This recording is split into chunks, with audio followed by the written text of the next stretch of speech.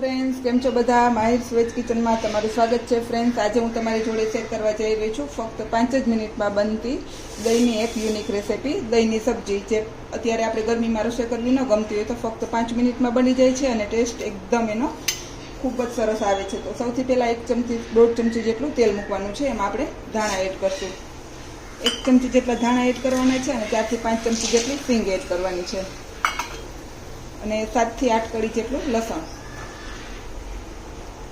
અને 2 જે તીખી મરચી આવે છે એ 2 તીખી મરચી એડ કરવાની છે અને આને થોડું શેકી લેવાનું છે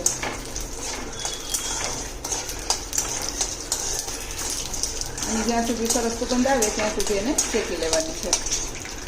થોડું ફૂટવા માંડશે અને થોડો કલર ચેન્જ થઈ જાય અને થોડી સ્મેલ આવશે। આ બધું થઈ જાય પછી આપણે એને નીચે ઉતારી લેવાનું છે ત્યાં સુધી એને શેકવાનું છે। તમે સાંભળી શકો છો એકદમ સરસ એ ફૂટવા માંડ્યું છે।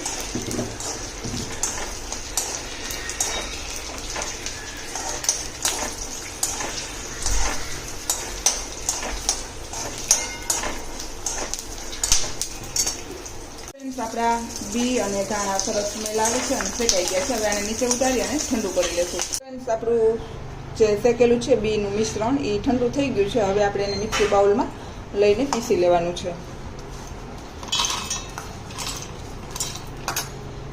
તો ફ્રેન્ડ્સ આ રીતનું આપણે અધકચરો મસાલો વાટી લેવાનો છે। હવે ફરી પાછું આપણે વાસણમાં 2 ચમચી ઘી લેવાનું છે। તમે તેલમાં પણ કરી શકો પણ ઘીમાં આનો ટેસ્ટ ખૂબ જ સરસ આવે છે એટલે ચોક્કસથી ઘીમાં બનાવવાની ટ્રાય કરજો। હવે ઘી ગરમ થાય એટલે આપણે એમાં રાઈ એડ કરશું અને રાઈને એકદમ સરસ ફૂટવા દેવાની છે જેથી કરીને એમાં સ્મેલ સરસ એની આવશે અને જીરું એડ કરવાનું છે। લીમડાના પત્તા, સૂકેલા મરચાં, થોડી હિંગ એડ કરશું અને આપણે જે 2 ડુંગળી કટ કરેલી એ એડ કરશું અને હલાવવાનું છે।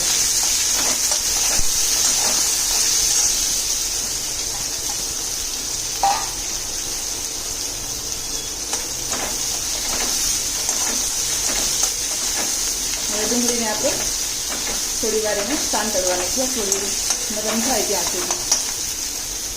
ડુંગળી આવી થઈ જાય એટલે આપણે એમાં થોડું હળદર એડ કરશું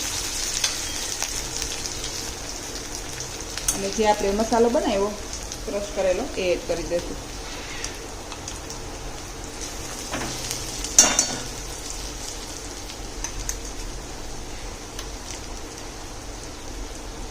અને સ્વાદ મુજબ આપણે દહીંના ભાગનું પણ મીઠું અત્યારે એડ કરી દઈશું।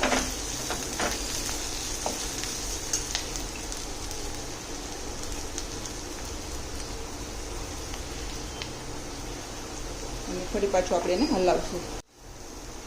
તો હવે આપણો મસાલો છે એકદમ સરસ બનીને રેડી થઈ ગયો છે।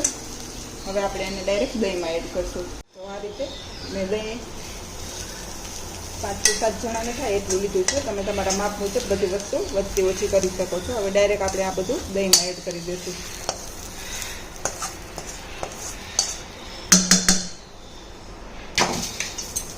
અને હલાવી લઈશું।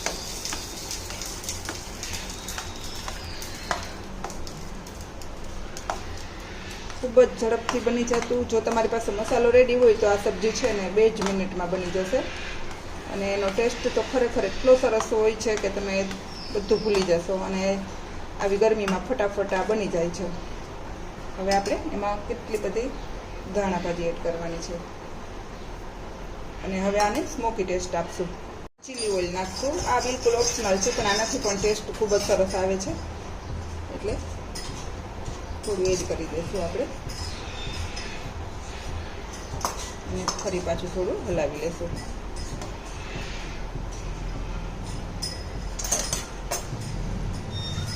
હવે આપણે સ્મોકી ટેસ્ટ માટે કોલસાને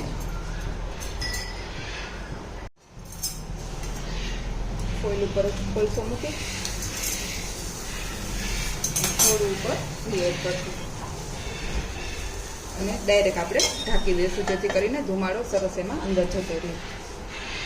સર્વ કરવા આપણે બાજરાની રોટલી બનાવીશું। રોટલી માટે આપણે 1 વાટકી ભરી એટલું પાણી લીધું છે અને આ જ વાટકીના માપથી આપણે બાજરાની લોટ લેવાનો છે। મીઠું અને થોડું ઘી એડ કરશું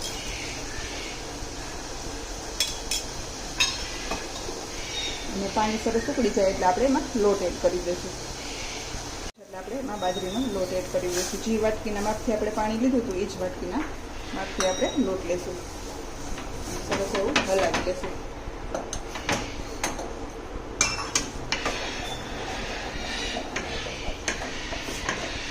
અને આ રીતે થઈ જાય એટલે થોડીક વાર એને નીચે ઉતારી અને એમને રહેવા દેવાનું છે. અને પછી એને મસળીને તૈયાર કરશું. એકદમ લોટને સરસ મસળી લેશું. અને હવે આપણે ડાયરેક્ટ એની રોટલી બનાવીશું. રોટલીને વણી લેશું. રોટલીને બહુ પતલી પણ નહીં અને બહુ જાડી પણ નહીં એવી બનાવવાની છે. તો આ રીતે આપણે બધી રોટલીને વણી લેવાની છે. ડાયરેક્ટ આપણે વણેલી રોટલીને તવા ઉપર શેકી લેવાની છે. આપણે સાઈડને બદલાવતું રહેવાનું છે અને રોટલીને શેકી લેવાની છે. એકદમ સરસ સોફ્ટ એવી આ રોટલી બને છે. તો ક્યારેક આપણે રોટલા બનાવવાની ઈચ્છા ન હોય અને આ સ્ટાઈલનું દહીં કે એવું સબ્જી બનાવી હોય તો આપણે રોટલી ખાવાની ઈચ્છા થાય તો આ રીતે આપણે રોટલીને બનાવી શકાય. આપણે બધી રોટલીને શેકી લેવાની છે અને ફૂલી પણ સરસ શકે છે. આ પેલી રોટલી છે મારી થોડી નથી ફૂલેલી, પણ બધી રોટલી સરસ ફૂલીને દડા જેવી થશે.